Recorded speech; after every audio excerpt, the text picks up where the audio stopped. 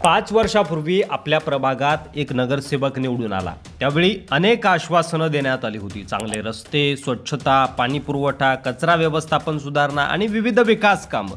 पण प्रत्यक्षात त्यातील किती पूर्ण झाली? नगरसेवकाने आपल्या प्रभागात किती निधी मिळवला आणि तो कुठे खर्च केला?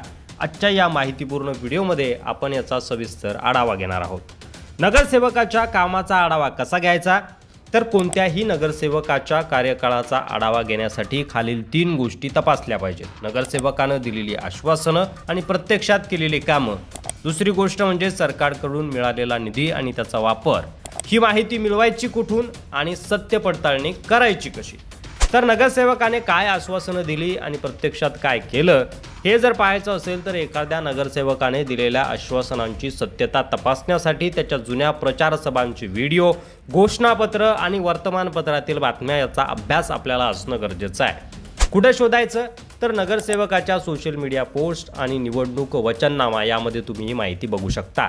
स्थानिक वृत्तपत्रातील बातम्या आणि जाहिराती, त्यासोबतच महानगरपालिका किंवा नगरपालिका वेबसाईटवरील अधिकृत अहवाल देखील तुम्ही बघू शकता। जर आश्वासनं फक्त कागदावर राहिली असतील आणि प्रत्यक्षात काहीच काम झालं नसेल तर नागरिकांनी नगरसेवकाला जाब विचारणं गरजेचं आहे। नगरसेवकानं किती निधी मिळवला आणि कुठे खर्च केला हे कसं बघायचं?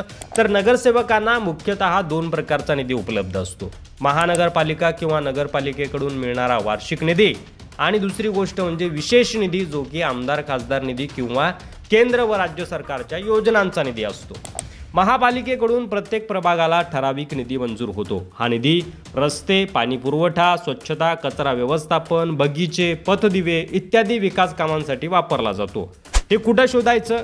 तर महानगरपालिका किंवा नगरपालिकेच्या अधिकृत वेबसाईटवर इथे नगरसेवक निधी वाटप किंवा प्रभाग विकास निधी याची माहिती दिलेली असते।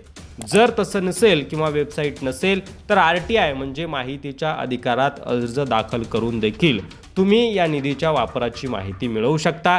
जर निधीच्या वापराची माहिती उघड मिळत नसेल तर RTI अर्ज करून ती मिळवता येते। स्थायी समिती किंवा नगर परिषद बैठकांचे अहवाल देखील तुम्ही मागवू शकता। येथे कोणत्या प्रकल्पांना किती निधी मंजूर झाला आणि किती खर्च झाला याची नोंद असते। जर नगरसेवकाने निधी मंजूर करूनही प्रत्यक्षात काम केलेलं नसेल तर त्याच्या जबाबदारीबद्दल नागरिकांनी आवाज उठवला पाहिजे, ते गरजेचं आहे। निधी मंजूर झाला तरी काम अपूर्ण असेल तर काय करायचं? अनेकदा निधी मंजूर होतो पण कामे अपूर्ण राहतात। यासाठी पुढील उपाय आपण करू शकतो। पहिला म्हणजे प्रत्यक्ष जागेची पाहणी करा।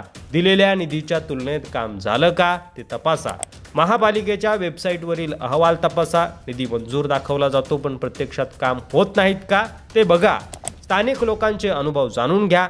निधी वापरून जे प्रकल्प पूर्ण झाले आहेत त्यांचा लोकांना खरंच फायदा झालाय का हे नागरिकांनी तपासलं पाहिजे।